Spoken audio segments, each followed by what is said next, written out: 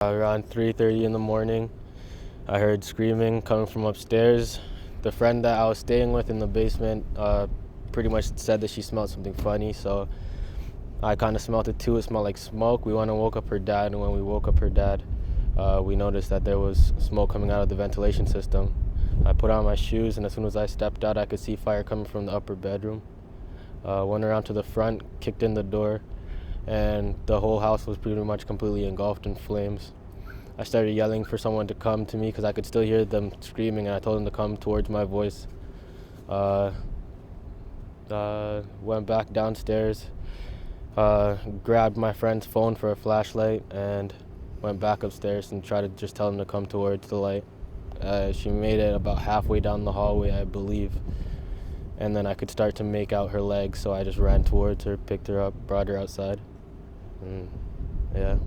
Wow, what was going through your mind?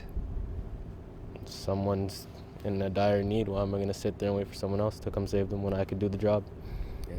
And then what did you do once you'd gotten the little girl out of the house?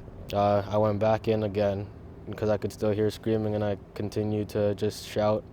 The flames by then pretty much took up all the front of the house, and the front hallway was completely covered in smoke, and I couldn't make it through, so I just stood there and continued shouting for whoever could hear me just to come towards my voice. And then pretty much the fire truck came up, and I just let them take over from there.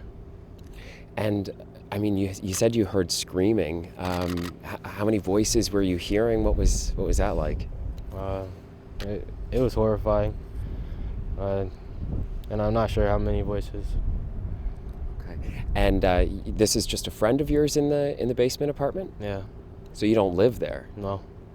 How many nights had you been there? That was my first night ever staying over. Usually I just come over for the day or something, but I usually end up going home. This was the first time I stayed over. Wow, talk about being in the right place at the right time. I guess God put me there.